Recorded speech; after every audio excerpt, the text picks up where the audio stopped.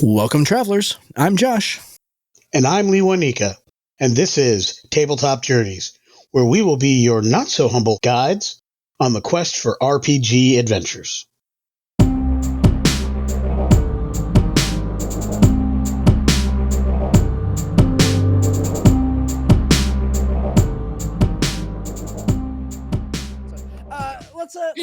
Let's dive into tonight's episode. Desperately trying to go ahead and keep us on the rails here.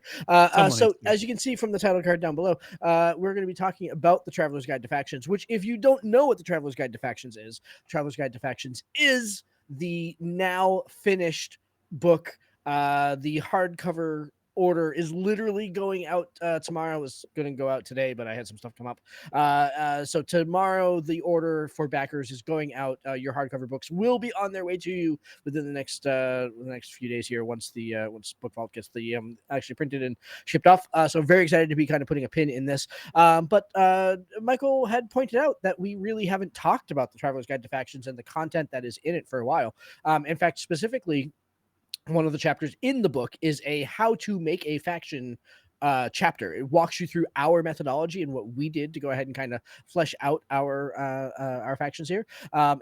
So Michael said, "Hey, we should go through that chapter of the book." And Lewanika and I thought that was a brilliant idea. As Michael is wont to have, which is why the cardboard cutout. Yeah. Right, exactly. Which is why we're going to have the cardboard cutout here. We're going to need the smart guy here. So I guess Michael, you had an idea. So I think the kind of the best way to do this here is I'm going to hand the virtual microphone over to you. Let you kind of walk us through your idea here. And then Lewanika and I will kind of roll our way through. There are 10 roll tables to kind of decide on some parameters for these factions. And then a series of kind of like open-ended prompt type questions to flesh out some aspects of that faction. So why don't you start however you want to start, and we'll go from there. Yeah, so the idea would be that I have not read the book, so I am completely coming to this without any foreknowledge, and I want to build a faction, and Josh and Lewanika are going to kind of assist me using the methodology that they put into their book.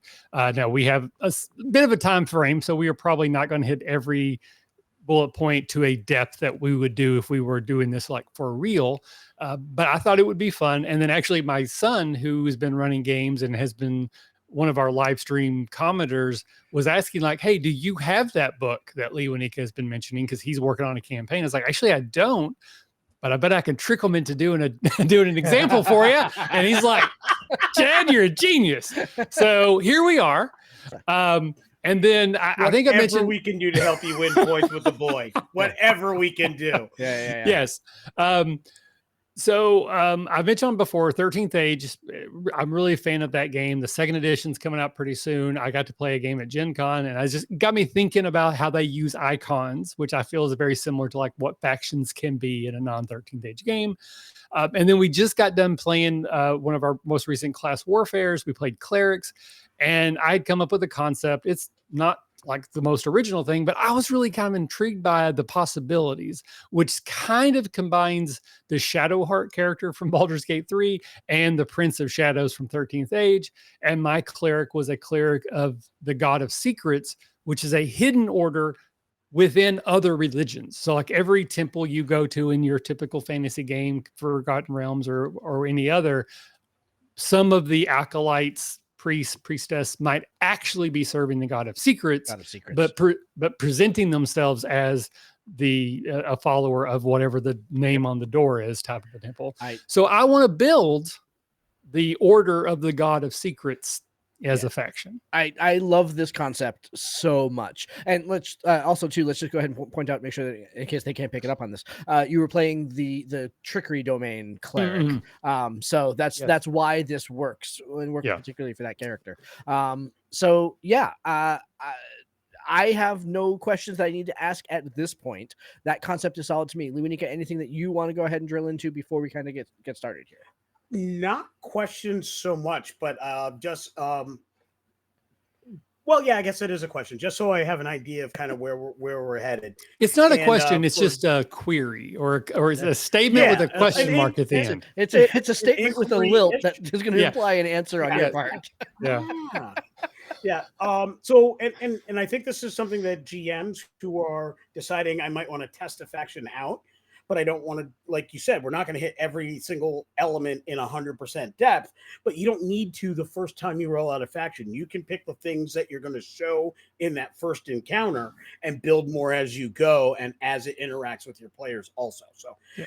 I did want to kind of add that point, but were you thinking much more serious tone and directive? And I'm thinking of movies like The Order or The Order, either one, where you had this secret element of the clergy that did things that were not necessarily great. That kind of thing. Were you looking at for that kind of serious depth, or were you looking more of the, we do a couple things, we trade some information here on the side kind of thing? Like I was kind of looking more for a direction. Well, I think my initial concept, because I played EV as a good aligned character, this would be an order. So I can more easily see the darker side of this, where they are taking information and then trading on those secrets within their order, and then maybe someone higher up is doing something with those secrets. Yep. But on a like adventurer level, I see them as a force of good, maybe neutral good. I kind of think of it like, in our real world, you know how they have like priest confidentiality. You can tell priests things they can't tell. We can't. So like if you happen to tell me something that someone did, we're going to take care of it, but we're not going to tell you that we did it. So, and that's not necessarily like the primary responsibility. Like their order is trying to find secrets, but those secrets could be harmful to the common good, hidden artifacts, legends, criminals. Kind absolutely, of like an internal affairs kind of angle to it. Kind of, yeah. I almost think of it like, that's what I was thinking. Like they're like an adventurers guild of clerics, but they're going out solving problems and finding secrets. So they are not necessarily they're not necessarily leading into each other, but they are compatible. As I'm doing this, I might uncover a secret that I can share. I guess we're not like saying Vecna, the god of secrets, is your patron deity. More like, more good than Vecna. Yes. At least, on the scale of 1 to Vecna, we're closer to 1. Well, like an 8. Yeah, Vecna, yes. Vecna is actually a 2. So, fair, now, my second question, I should have a question for you again, because I kind of came to this with the concept in mind. If I didn't have one, does the book provide like random elements, or is it sort of a starting from 0, but you can still get there, or should you come with an idea? So there are 3 good ways that this book can be used. And, if a player comes to the book with a fully fledged idea, like they know exactly what they want, they've got the idea, they've had it for years, they just want to find a way to put kind of some structure to it, that the book will work perfectly for. Basically, you're going to go through, make selections in each of the areas we're going to discuss, and you've got what you want. Bob's your uncle. The second way would be folks who have no idea whatsoever what kind of faction they want. They just know that a faction is needed for their party or what have you. In that situation, that's where you're likely going to roll, at least initially. Just start making rolls to kind of see what forms. And then at some point, you'll probably say, well, this roll doesn't quite match. And towards the end, you'll probably make selections to make everything kind of sync up and sing really well. And and this is where I think almost most folks will fall into, is they have some ideas, they're looking for structure, but there's a bunch of ideas that they're not really sure about. And that's where the book can be a really big help, because you select the things and you make rolls for the other things. And then again, as you get towards the end, it'll probably be more selections and rolls to get you right where you want to be. And I do think that's kind of where you're falling in at this point. You have a fairly good idea of what you want to start with.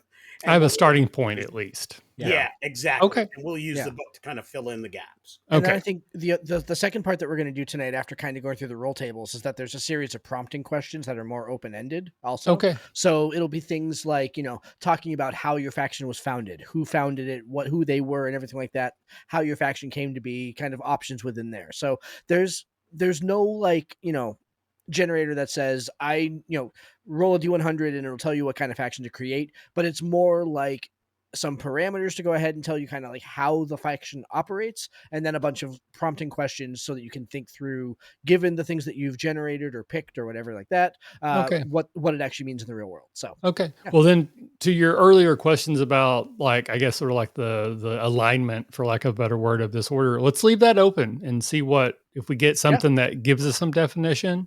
I lean towards more good, but if the roles point us another way, I'm happy to do that for tonight's exercise. So I like it. Fantastic. All right. So with what I have said, where would I go in your book first? Like page number, chart number, like what are we starting with? Yeah. So we're going to go right to page 179, which is the building your faction chapter.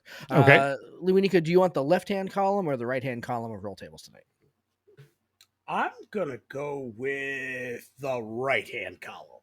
Okay. All right. So I will start then on the left-hand side column. So the first roll table in the left-hand column is the time period that this faction really comes into its own. So in the book, we talk about factions kind of throughout time because the book was designed for no particular time period. And really what this is, it's saying time period because that's the way we structured it in the book. Really what it's talking about, what's the flavor of this faction? So the 4 options that we have there are classical age. So think like ancient Rome, ancient Greece, that kind of thing. Age of Enlightenment, which is basically your traditional fantasy type era, you know, kind of like Renaissance, like late medieval, knights in armor, kind of Renaissance-y type era. You got modern eras, which is, you know, today, you know, either kind of like a dystopian present or even like just regular. Well, not that we're not dystopian right now. I mean, even the recent past, like Cthulhu, Massachusetts, exactly. era, that 20th century, 21st century, something like that, and or science fiction, which is basically like, you know, you've got your 2 polarities there. You got your Star Trek kind of utopian science fiction, or your Star Wars Galactic War kind of science fiction. So this is just a D4 roll table. So let's see what happens here. Came up with a 2. So we're at Age of Enlightenment. So kind of traditional fantasy style campaign. All right. That's what I was kind of thinking. Like that's what inspired it. So that makes sense to me.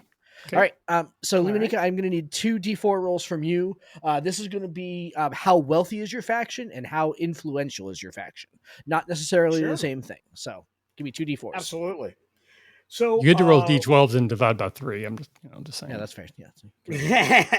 I do have a 12-sided D4. Have I ever showed you this? I have one of those as well. Actually, I have several of those. Yes. Anyway, carry on. Excellent.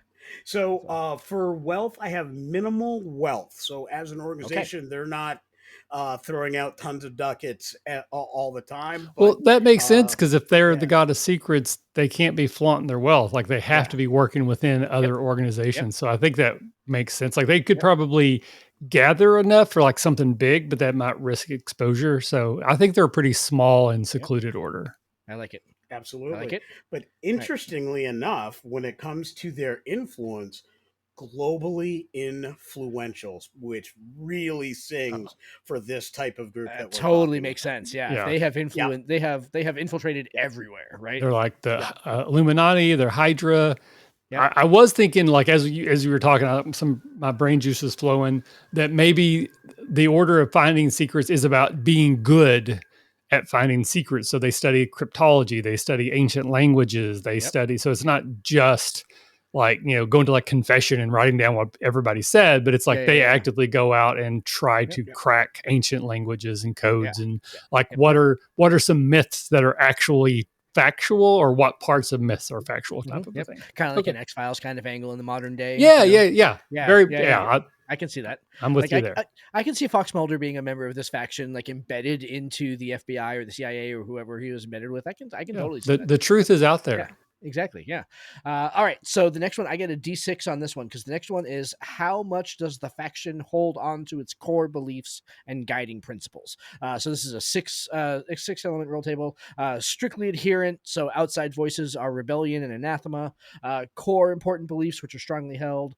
Some guiding principles, but nothing outlandish. Varies throughout the faction from member to member. Beliefs, tenets, no. I mean, we have some, I think. Or the only belief worth believing is freedom from beliefs. So let's see. So that's a 2. So there are core important beliefs which are strongly held, which again kind of makes sense, right? Like they're trying to go ahead and foment their own. They're trying to gather secrets for their god, so they believe that there's must be some sort of like a transfer or anything from the secrets that they get that's winning them divine favor with their chosen deity. And I can see that they are strongly held, so they're not like completely like wackadoodle about it, but they're strongly held. I think what that might reflect, at least in my mind, is that this organization is embedded within all the other, or I'll say many of the other religious orders, but it's not like they're necessarily untruthful. Like they are actually a believer of Saloon. Sure. But if they get a secret, they pass that on. So you would have to be able to have those beliefs. Yep. And they are not anathema to this other thing. So that might that. explain why they're so widely held, because all the religions, or many of the religions, are also this, but they also follow their own, the original religion's intents too. So you've got all these different orders that people believe, but they all feed into the secret one. So yeah, I like that a lot, because like the other thing too is that if you think about, we were talking about like the whole good and evil dichotomy, like where does this faction actually sit?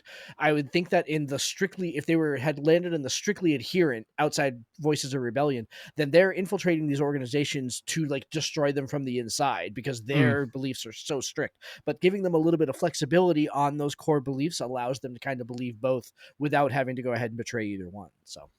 Yeah. At the end of the day, they are a friend of the organization that they are embedded in. They just have a higher calling, in their opinion, that is, we need to save the world, and this is a good place for me to do that from. Yep. I like it.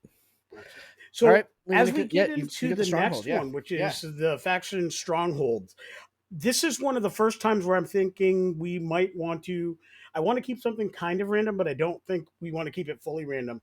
In this area, there are 4 options, so it's a D4 roll. Real Stronghold members are scattered, or no real Stronghold members are scattered. Enclaves throughout the known world. Secretive and secure, highly protected, and finally, large, vibrant marketplace of ideas. I don't think that fits what we've built so far, the last 2. So I'm thinking I'm going to roll the D4 and divide by 2. Yeah. And that way we're within the first 2 options. Yep. I can see the third one because it does mention like being secretive, but I agree the first 2 make the most sense. Yep. Yeah. So I have rolled a 1. So we're going to be with no real stronghold. Members are scattered. Which totally makes sense again. Yeah. Absolutely. And something to keep in mind is that means that their ability to communicate with each other will have to come in at some point as we're building the faction. So that's something to keep an eye out for. So in the D&D world, I would imagine you would call it something like Thieves' Cant, but it's for this order. That there's a language that they would be required to take that allows them to say a thing that makes total sense in conversation. But if you know, then another member would be like, "Oh, you're one of me." Not necessarily like Masons. Yeah, it never actually came up. I was about to say it, but it never came out in our episode. But in my head, it was a tattoo inside the lip, kind of like the Wakandans. So that's like my holy symbol is actually hidden because it's the god of secrets. But if I wanted to reveal it, it would be something like that. So it's not a tattoo on the wrist or something that could be easily located, but like maybe even like inside the eyelid or like some place that you would have to be very intimate with before you would find it. I mean, could we even do, and this may stretch the definition of what a holy symbol really is, but, and maybe this would only apply because if you've got 2 people from the same faction, like greeting each other with like a secret handshake or something like that, could that secret handshake be their holy symbol on some level? Could it be symbolic instead of just a symbol? I don't know. That's a half-baked idea that would need some more fleshing out. No, I do like this comment, but another thing that I had thought of that just never came into play, if it wasn't going to be the tattoo, it would be that each member of the order has a secret that they hold in their heart, and that is their symbol. So they never actually say the secret, but just they essentially like intonate, my secret within me is my symbol, and that's how it would. So you wouldn't actually like reveal your secret, but you acknowledge you have one. Yeah. The secret within me is my symbol. Ooh, I like that. That's nice. So, all right. Up to me again. So we're talking about how ritualistic is the faction. So highly ritualistic, some key important rituals. There's a ritual for admission into the faction, but little else, or no rituals. They're not ritualistic at all. So let's see. No rituals. They are not ritualistic, which is interesting because again, if they have to blend in with another faction, basically they absorb the rituals of the faction or the religion order or whatever group they're infiltrating. They absorb the rituals of the group that they're in. That makes sense. So they have tenets, but not necessarily rituals. And exactly. I think again that makes sense for a secretive order. Yep, they have strong beliefs, but no rituals. Yeah. Yep. All right. And then following that, we have how centrally organized is your faction? Large, detailed, hierarchical. Thanks, Josh. I done used a big word. Hierarchical. big bad structure. Yeah. Yeah. Administered closely and openly.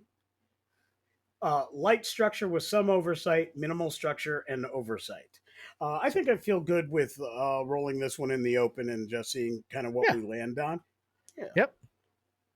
And we're going to go with a 1. So they are fairly detailed with their hierarchy. So Interesting. their secrets pass definitively. There are leaders, there are followers, there are people, cells, if you will, something to that effect. Yeah.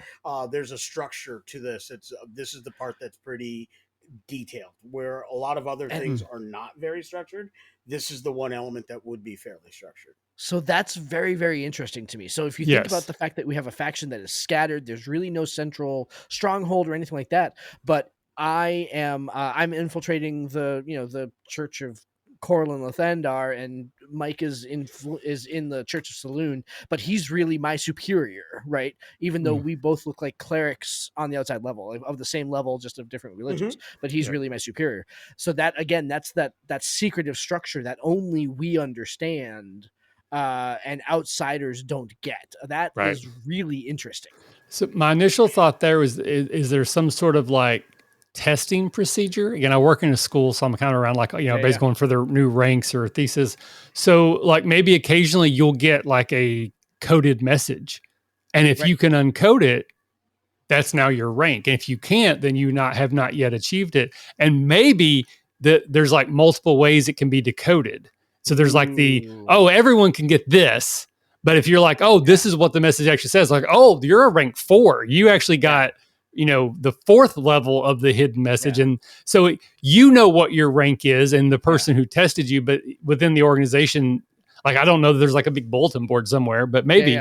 Yeah. Like the phrase, the ciphers of rank, sound really like that's very, very interesting. Like once you figure out a different cipher, you've advanced in the organization. That's I think Codex is like a kind of maybe like individual members are referred to as a codex. Because a cipher wouldn't work because that's what you're trying to find. But as a solver of ciphers, you are a codex. Yeah. Ooh, that's hot. Okay. All right. Let's see here. So I'm up to tools of the trade. So what sort of tools or items are associated with your faction? And again, this is asking very generally. It's not actually naming the items. It's more like giving categories. So so the options are, but this is the first time where it's kind of like not like ranked options. It's just like a multiple choice. So tools which serve communication, which I think would be very important to this faction. Identifiable weapons, which I don't think would be important to this faction at all. Tools which manage members, which that one might be.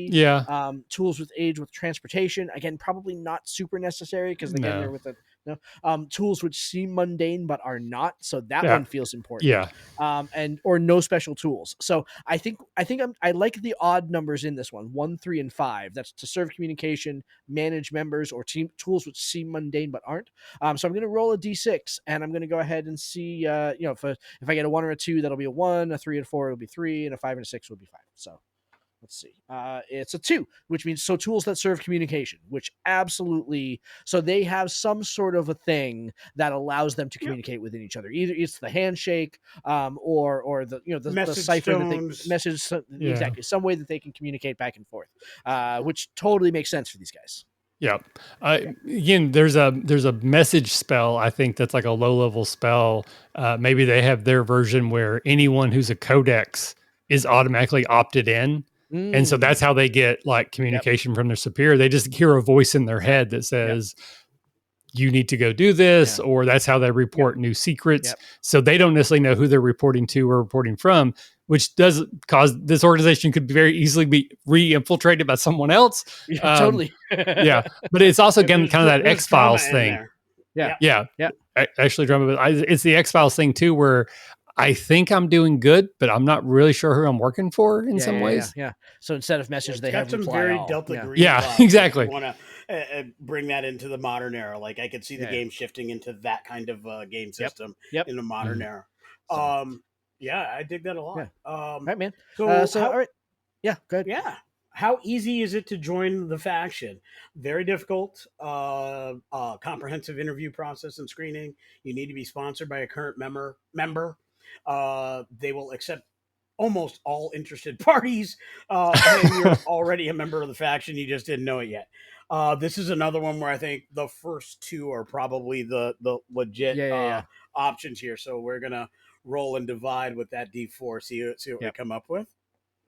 So we rolled a 3, dividing by 2. That'll give us it becomes a 1. 1. Yep. So very difficult. It's a screening and interview process. There, members are going to have to existing members are going to have to identify somebody they think is valid, and then they're going to put them through the paces.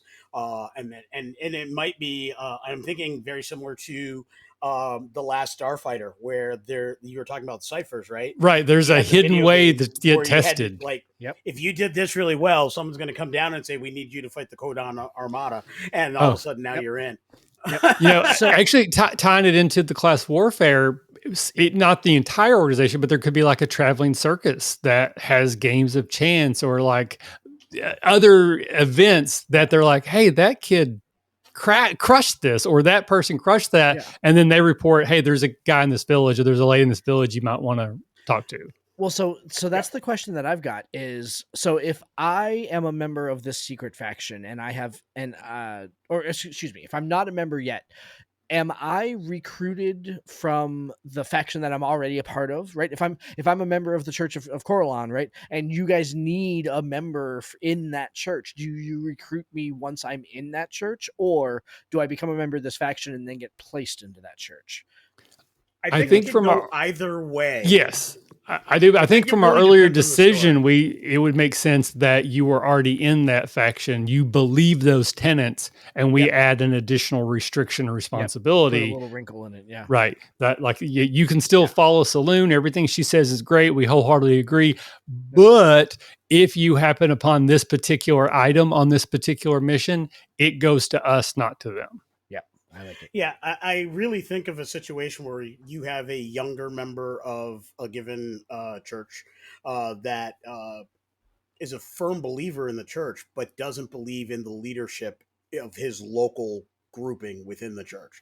Like the local leader is turning into Cardinal Richelieu, but he's still a believer in that church, right? So what does he do to stop that evil? Well, he does something at some point, passes some cipher or figures out some riddle that a member of the faction figured out, and says, if you really want to do some good in your church, we can help you with that. And so it is not him leaving his church. It is him essentially doing what he can to clean up the corruption within his church. And in order to do so, he has taken on this additional responsibility. That might have even been like the original inciting incident for this order was a corrupted priest or priestess or something, where the only way to get rid of them was to go outside that system of, hierarchy. And it kind of spread from there, or like the two tenets sort of like coincided in a way. I actually do like it because again, that puts it very firmly in the good. This is an order of good that is trying to keep other religions pure and doing what they're supposed to be doing and not being corrupted by other institutions. I like it. I like that a lot. Yeah. I like it a lot. I like it a lot. All right, here's one of my favorite questions. Does your faction have enemies or rivals? And it's a D6. Lots of options in here. So let's see what happens. I rolled a 5, which means that this faction has an unknown enemy. So that makes sense because a hidden order shouldn't have open enemies, but there's probably at least one person that used to be in the order. Maybe the person founded the order, and then they're like, it's like the Loom from Wanted. The one person who's supposed to be good is actually turned evil. So there's a lot of, when you're dealing with a mysterious organization, there's lots of room for drama.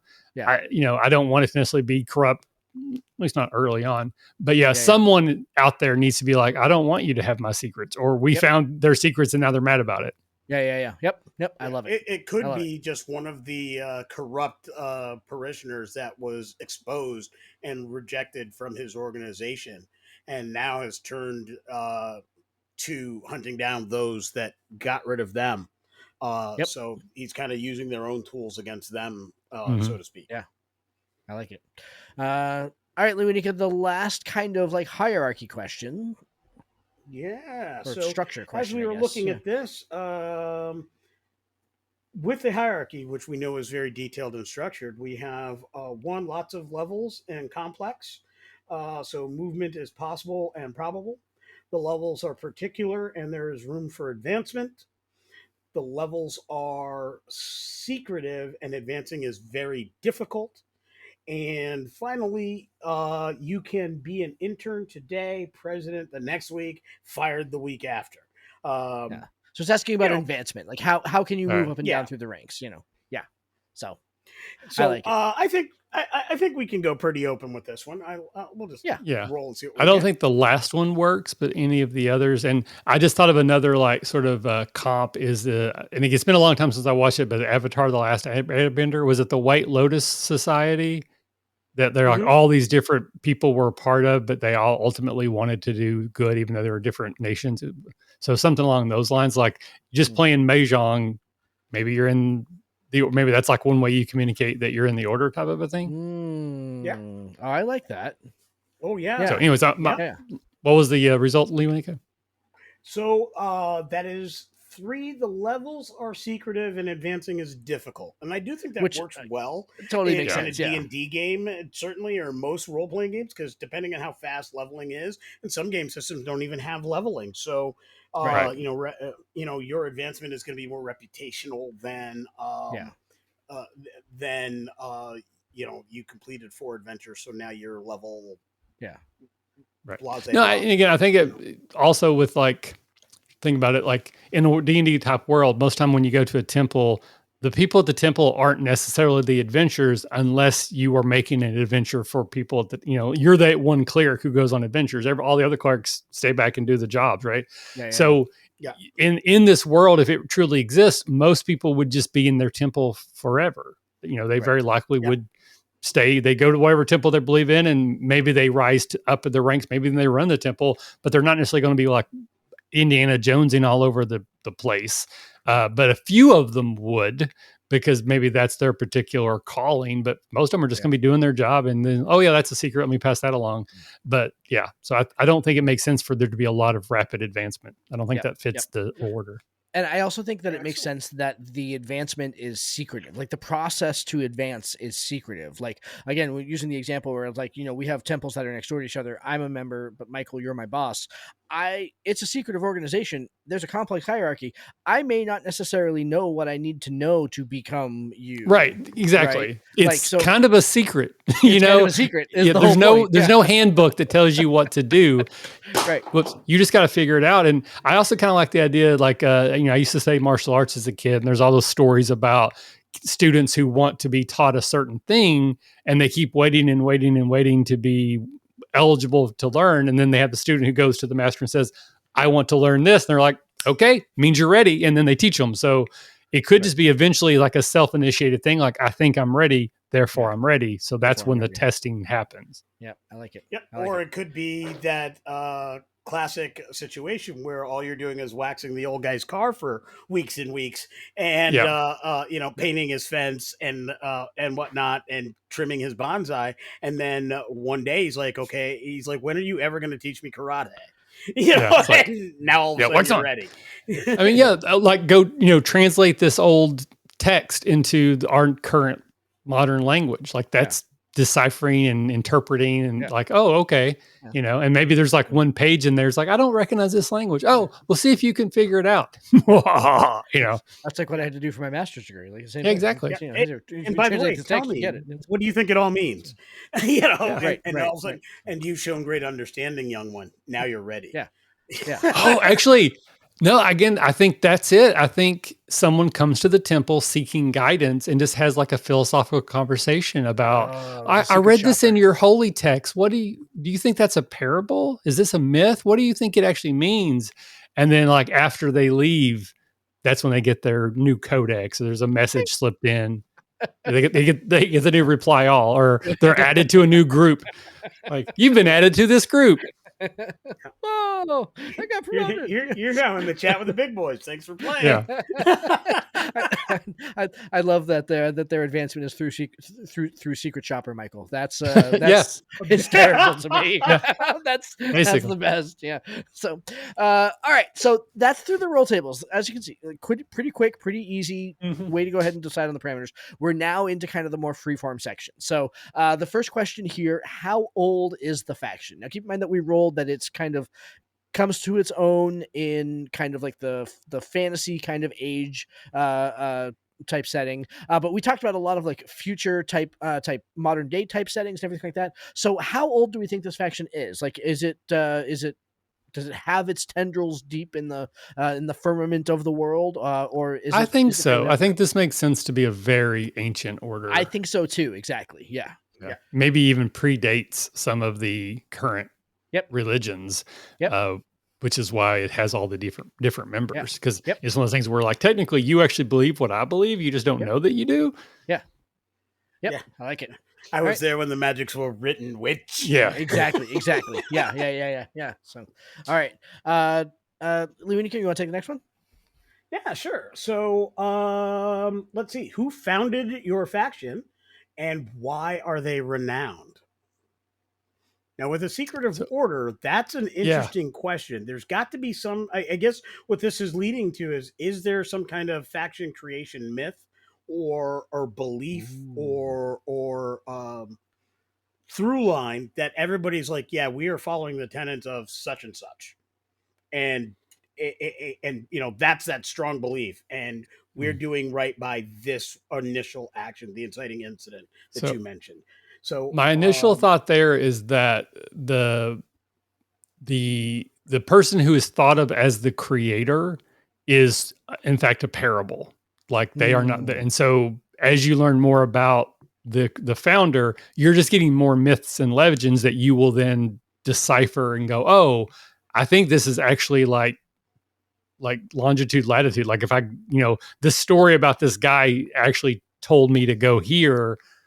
So now you're Indiana Jones or Dan Browning or whatever can't remember that guy is, going through life based on these stories and parables and paintings. But I kind of like the idea that we don't actually know who the founder is. If we were to play this as an adventure, my character's arc would be, I want to find out. And then that's the adventure. But I'm open to some other things. So I'm hearing so that really leans towards that last bullet point. Where it says lessons can be learned from the founder. So the lessons are actually some of the mysteries and some of the secrets that the founder or founders have left. And the organization, through all of their good works, are actually consistently trying to find that and follow those clues back to the source, so to speak. Right. So I'm sensing this sort of structure where even advancement is done through parables, right? So if you think about, like, if I'm a level 1, right, and I'm aspiring to be a level 2, then the process of becoming a level 2 is about learning what level 2s can and can't do. And that eventually, to reach the top of the mountain, you have gained all these like parables about who the founder was and everything like that, only to find that there really is no founder and that the parables were leading you. And once you learn what the secret behind all the parables and the stories and the myths and everything that's wound together, once you find the real nugget of truth that exists in there, you find you are the one at the top of the pyramid and you are like the head of the organization kind of thing. I think that there is a story in there somewhere. It is not fully baked right now, but I think that there's an interesting story in there about the discovery that you have always been the leader of the faction. You just didn't know it. Yeah, exactly. Yeah. You just didn't know it until you realized how much bullcrap there was about the leader of the temporal faction. pincer movement. Yeah. Somewhat related, again, just the brain juice is flowing. I like the concept that every existing religion has some sort of like holy book or scripture, and that the book of secrets is within each of those. Like there's some codex where page 1, word 3, page 2, word 5.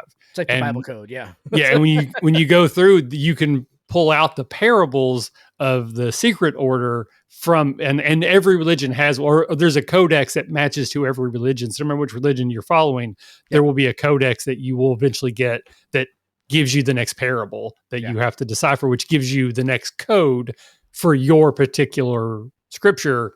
And then it just keeps going and keeps going and keeps going. All right. I love it. I really That's fantastic. like the thought that from a game system base, whatever game system you're playing this faction in, you can then use your feats or your talents or your spells or your powers or whatever that may be when you advance at certain levels to be that. And then for you would narratively describe that as, and now I have reached the next codex and I have access to the powers of this new parable, that type of thing. And then like that's the way you narratively describe the mechanics of whatever your game actually does. Right. And this is where I point out this book is not designed to give characters powers. This is designed to give you narrative structure around the powers your game system, your chosen game system already provides. So it's cooler than I played 5 adventures, I'm now level 3 and now I get a new spell. Like we want it to be cooler than that. We want you to feel more agency and oomph with that. And this is kind of what we can, a way to do that. Yep. All right. Here's a very interesting question. How is the faction perceived? So it's a super secretive order that has infiltrated everybody. How well known is it that this faction even exists in the first place? I think the only thing better than being totally anonymous is to be ignored. So it's the classic, oh, you've heard of the secret order? Yeah, that's not real. They don't really exist. Yeah. That's just something somebody made up one time. Yeah. So anybody who would ever actually say, I think there's a secret order, would be looked at like a Fox Mulder, like a conspiracy theorist. You're insane. So so there are rumors out there, but no one really believes them, except the people who really believe them don't share that they do, because they would be laughed at. Gotcha. So it's like if somebody knows enough to ask about the faction, they're not anywhere close enough. But if they just know that the faction exists, now that's real power, and now the faction starts to take notice. So if they're asking, they're not correct. Ready. Like exactly. It's like flat earther. Like if you're asking if the earth is flat, you're an idiot. We don't need to talk to you. Right. Yeah. But if you think, there could be people in the government lying to us about the nature of our reality. Okay, I'm with you. Maybe we have a conversation, but when you say the earth's flat, I ignore you. Yeah. I would also say that depending on the way your game world is set up, there are probably those who know but don't say anything. Like if you were in Faerun, for instance, the Harpers might have heard musings or rumors of this organization, but because they believe they're doing good, what little they've heard, they're not going to worry. Why would we mess with them? Right. Yeah. Let them keep doing their good work. We don't have to worry about it. And they're doing it in a way we don't have to worry about. We're good. And that could actually be being steered by maybe members within the Harper saying, I wouldn't worry about it. Yeah. That type of thing. I can also see in the TT Journeyverse, the Warp and the Weft would be aware of these guys. And the Warp and the Weft are basically the Hag-led spy organization that have their tendrils and everything. I can imagine that they would understand that there are elements within major religions and other organizations throughout the world that are gathering secrets. Like they would understand, they would know that they would recognize game, right? Game recognizes game. Game recognizes game, right. And I'm sure they could probably leverage that at times. Like they could maybe broker low-level secrets to like, well, we know you're someone who collects them. And then, maybe it's like, well, now we are actually going to have to like take you and maybe torture you to get that secret, but we're going to keep that I'm thinking now of like Denzel Washington in Training Day. It's like you have an account. Yeah. It's like, we're all good until I got to close that account. And hags are going to close that account someday. Exactly. Well, and then what I was thinking about is both of those two organizations specifically, the Warp and the Weft, which is one of the detailed factions within the book, they would actually be going for some of the same recruits. I could literally see an adventure which is based on a Warp and the Weft recruiter and a recruiter of this organization trying to recruit a member or a couple members of the party to their cause. And the players decide which faction they go with. Like there's a road, there's an overall adventure, and there's two different people trying to steer them. And then the party basically through their choices and their actions determine whether they're going left or right. Well, I can also see the hags going, if they don't join us, kill them, because they're too talented to be on the other team. So make whatever choice you want, but make the right one. Yeah. Eat their ribs and bring me back their flesh. Exactly. Yeah. It's like, so, Great. Now I'm hungry. I almost got him. Somebody say bacon. Hey, I had pulled pork today. That's all I'm saying. Oh, got it. So you did it the other way around. You ate their flesh and bring back their meat. Yeah. It's like, so. All right. But I didn't have any pudding. All right, Lewanika. What sort of power does the faction have? Is it waxing, waning? We already know that they're not very wealthy, but they're very influential. Sure. So where do they exert this influence? What do they do? Yeah. So this is where we're going to talk about whether their power. One of the points of notice is with the wealth, where do they exert what wealth they have? So this isn't how wealthy you are. This is where do you choose to spend it? Like what are the types of things you choose to do? The faction has the faction struggled to remain relevant? How do they breathe new life, right? What does the faction want to do about its current power level? Do they want to get more powerful? Do they want to stay where they are? Do they want to back off? These are the types of open-ended questions that we're talking about here. And as we're talking, I think of them kind of looking to stay about the same. If they've been around for thousands of years and they've stayed this well under the radar, to get bigger will take them out of that position. To get smaller would leave them vulnerable to the few people that are their enemies. So for them, the struggle is about maintaining the status quo. Also imagine they take a very long view on their influence. Like, okay, we tried to manipulate this fiefdom or dukedom and it didn't work. So maybe the next king will have, or queen, we will have their ear. Like we don't have to do it today, eventually. So they have a very long view. So they can slightly manipulate. If it works, great. If it doesn't, they're not going to like, oh, well, I guess we have to come out now and, reveal ourselves. So they're in it for the long haul. So I think staying the same is important. Being the young priest of a chapel in a castle or in a fortification in a young dukedom or what have you, or a young province or whatever, who is initially just the person who helped the king and knows the things that went into the formation of this land, this fiefdom or what have you, but positioning yourself where the king at least likes you enough to let you be the teacher of his children. And now you're teaching his children. That's the long view. Even at the point where your character gets too old and is ready to go, I'm going to introduce you to my young protege. He's going to come in. He's going to take over. He's teaching a lot of the same lessons. Now, all the secrets of the king's youth when the king or that duke passes, and it's up to his children to kind of run the country. You have now been closer to them than their father and mother, so to speak. And so now that's where your influence is really taking the hand that rocks the cradle. I love it.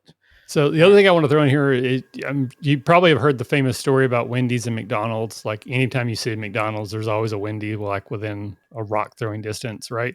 So McDonald's spends millions of dollars researching where the best place to put a McDonald's is, and Wendy's just opens a Wendy's next door. So that's one reason why the Order of Secrets doesn't need a lot of money. All the other religions are founding temples. And then they just put one of their people in each temple. So they don't need the money to start a temple. They just new temple. All right, let's get one of our guys in there. And then we're good to go.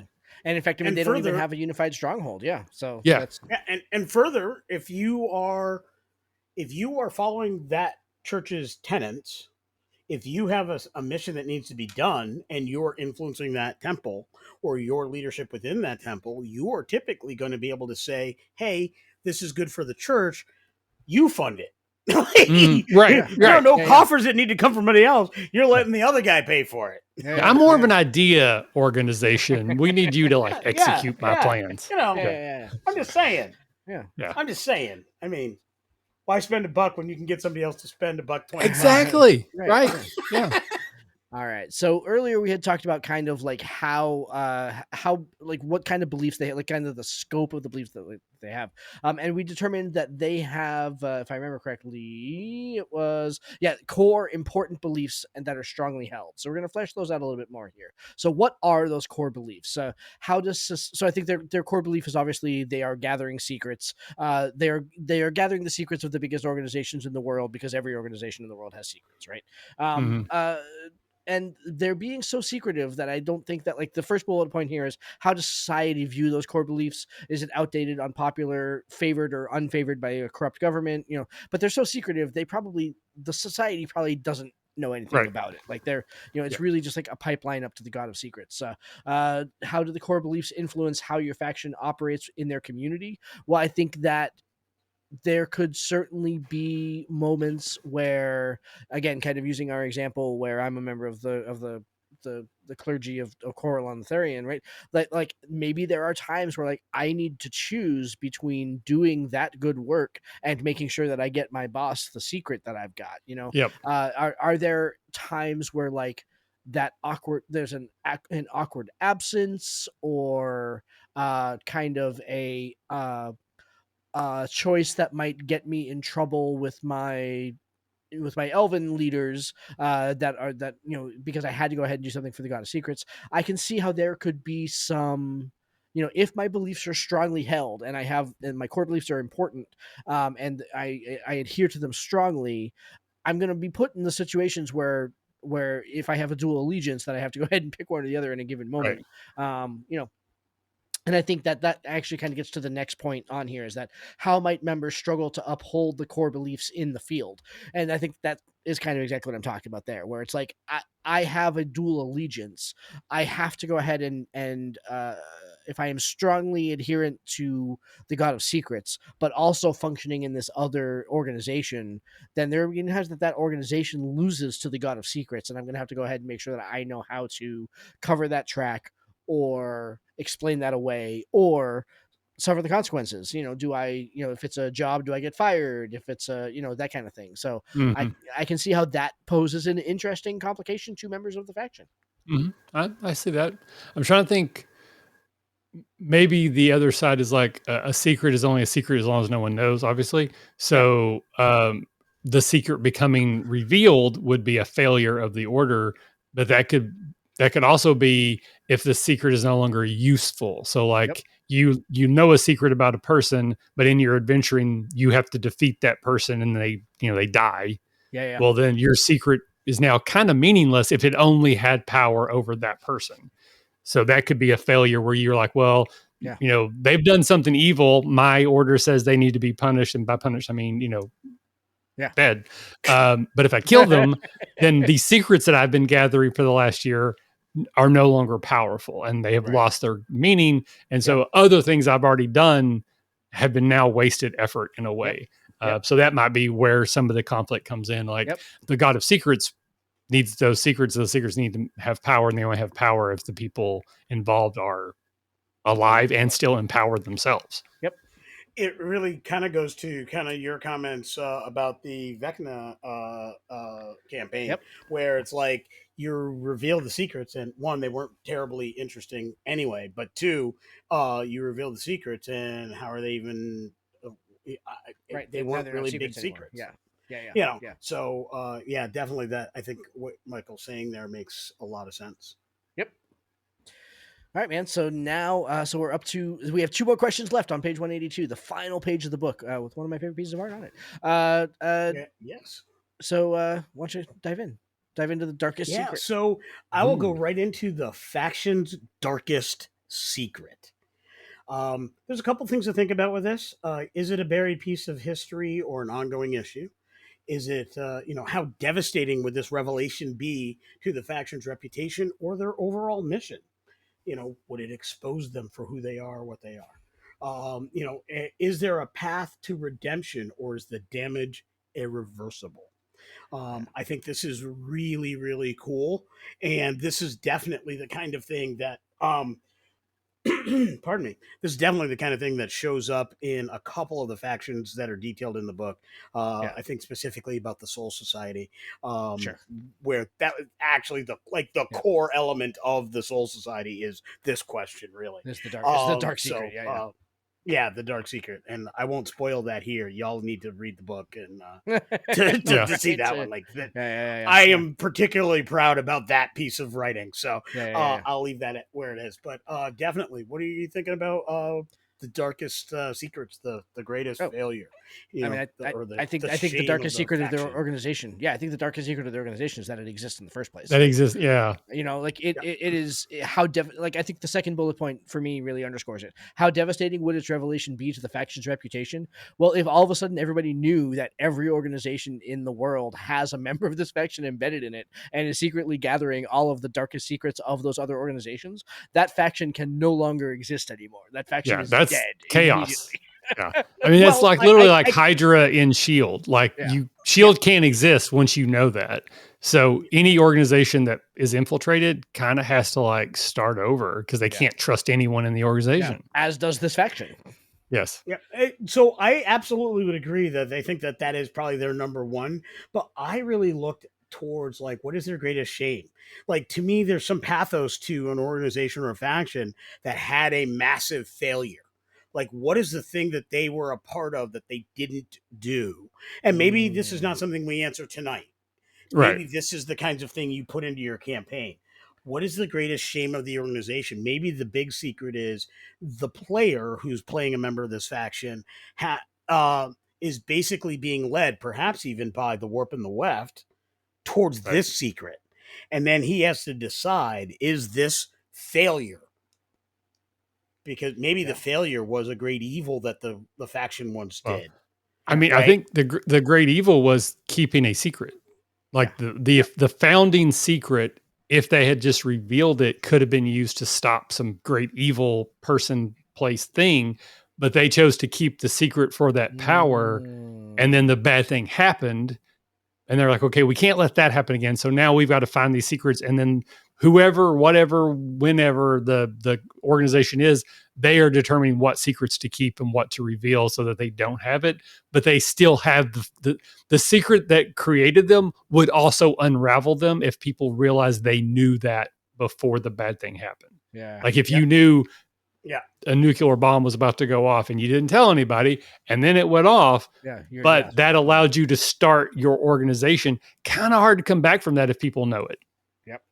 Yeah. I just envision this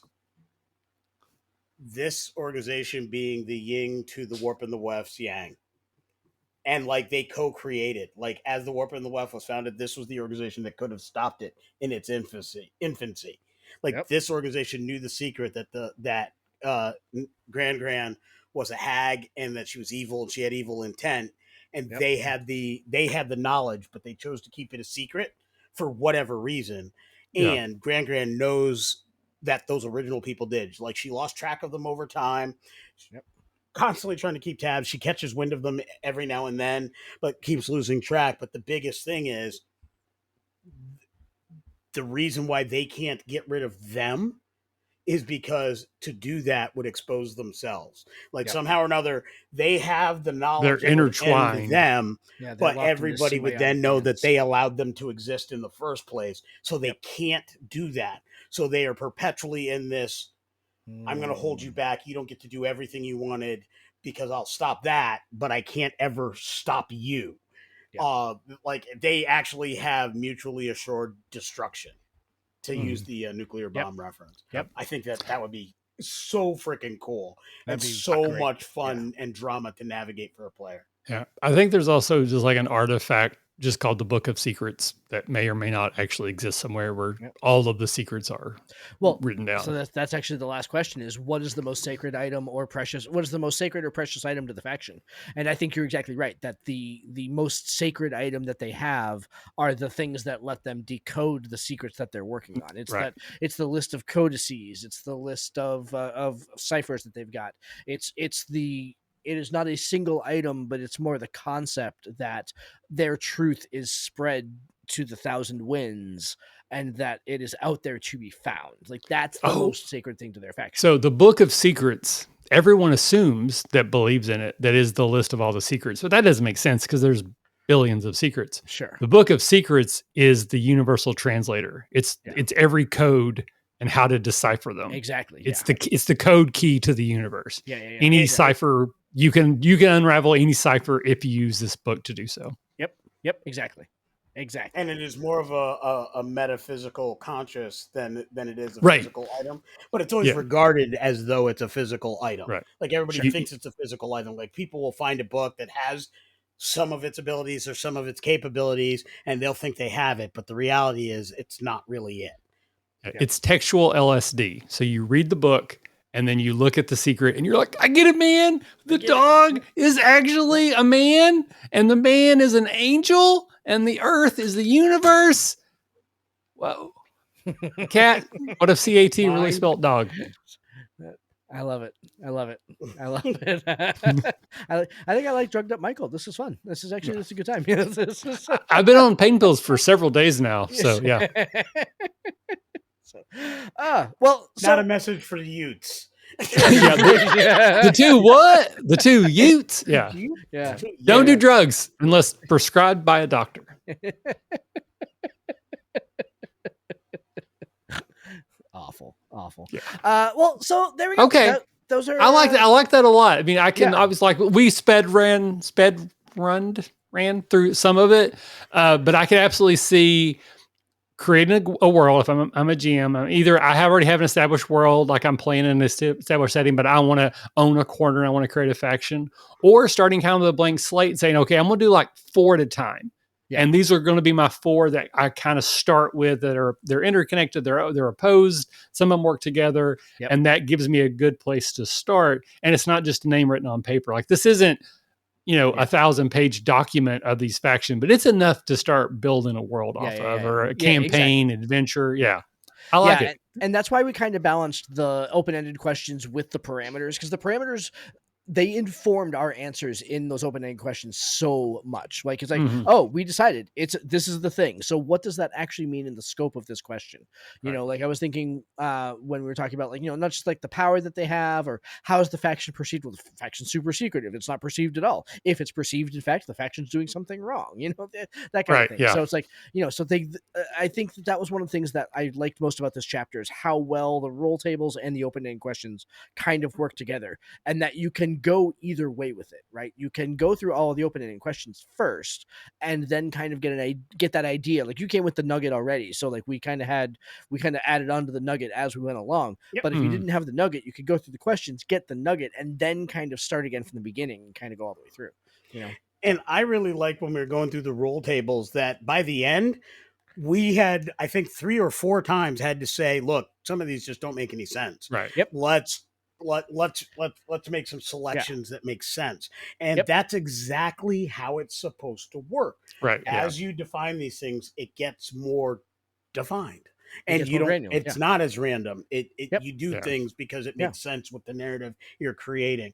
And GMs, don't be afraid of doing this with your players. This is a great session 0. If you are playing in a game where it's like, I want everybody to be from the same faction, right? Feel free and enjoy using the ones we've created. But if you really just want to make your own, absolutely make your own, right? Use this and then say, okay, let's sit down in our session 0, everybody. And make sure I had a sneeze that was was right there, and then it didn't. It was right there. But and then let let the group kind of discuss through these things. And in that scenario, I would definitely recommend going with the open-ended questions first before you get to the tables, because that'll give you a lot to work with, and then you can kind of make selections as a group. But yeah, definitely do this as a group for the faction the party's coming from, and then utilize any or some or none of our 9 factions to be in your world also, so you can relate to them to these folks need a rival, that you're creating. So you've got another faction to exist in the world. And if you're doing the one like about halfway through, as we were building this faction with Michael, it was clear to me that they need an opposition, and the opposition is the warp and the weft. Perfect. Like they are so chef's kiss. Love the idea, and I love this. And it makes sense that their opposition isn't someone that wants to reveal they exist. They're someone that's fighting for the same secrets, but they both have to stay secretive. Exactly. Yeah. It's someone that's basically doing the same thing, but from the other side of the coin. Yeah. So anyway, so that's the how to make a faction chapter from the Traveler's Guide to Factions. The link to go ahead and buy your copy is down below. If you are listening to this episode and you have ordered a hard copy, your hard copy is on its way. The print order has been submitted, and you should be getting notifications from the vendor that you're getting your copy any minute now. So I hope you enjoy. And if you're a PDF backer, obviously you should have your PDF already. Obviously, if there's any questions, if you don't have your PDF yet or whatever, drop us a line. Let us know. All that information is down below in the show notes. So thanks, Michael. If you've used the book and created a faction, please share with us. You don't just don't give us the 1,000-page Bible, but give us the bullet points, or especially if you've used it in a game and said, I created this faction, or my party and I created a faction, and this is how it was instrumental in our adventure campaign. We want to hear that stuff. It's absolutely awesome. Yeah, absolutely. And I'm going to give you all a call to action. Ooh. I love this faction that we've worked on today, but if you've paid attention and listened to this episode, thank you very much. We appreciate you here. But I would love to have every person who listened to this episode give us the name they think Michael's faction should have. Ooh. And put that in the comments here or any of our other platforms. If you're listening on Spotify, you can send us a message. If you're listening on YouTube, you can send us a message. If you heard it and you just want to throw it in on Facebook, do that. If you want to email it to Tabletop Journeys, do that too. All the contact Discord, stuff whatever, is going to be down below. But let us know the name you think it should be. And, who knows? We might give you a shout out if that's the name we end up going with, because I love it. Love this faction. I want to see this one done up. This needs to be. This absolutely needs to be. Nice. All right, everybody. That is our show for tonight. We will be back with Class Warfare next week. And if I remember correctly, we've done Rogues already, which means that our next one is Clerics, the second one run by a friend of the show from the D&D Lorecast, Sergio. So the Cleric episode will start next Friday. You will see Evie and Michael's Domain of Trickery Cleric that inspired the faction to begin with. So excellent. Yeah. Michael, we're not sure when we're going to see you again, so hope everything goes well on surgery. We'll figure it out. You may be back again before you go. We'll figure that out. We have no idea. Well, I would like to be, but again, I got that's happening. I got all the other things that I got to get my house in order, before I'm laid up for weeks. So my schedule will be spotty, but I will try my best to be here for at least one more episode. And I am very sad because I am super excited about my barbarian. Like I'm dying to get my concept to the table and see how you interact with it. And if it works as well as in my head as I think it will. But sadly, we are going to have to rotate and bring in another one first. You more than accommodating, but I'm personally like, oh man, I was really hoping to get to do that. So we can work that. We can probably work it out. Like we'll if you really want to play your barbarian, we can figure out a way to make that happen. So, cool. Maybe next year when we do multi-class warfare, because that was one of the suggestions from one of our listeners was that we stick with the same 12 base classes, but all of us pick a different class to multi-class into that class with. So that could be that's one idea for next year. I have no idea. So, but all right. Thank you so much for listening, everybody. I hope you enjoy. Please check out the book. We would love you to go ahead and check it out. Links to go ahead and do so are all down below. Thanks again for listening. I hope you enjoyed. And leave in the comments down below what the name of the faction is. So, all right. Good night, everybody. Have a good night. Good night.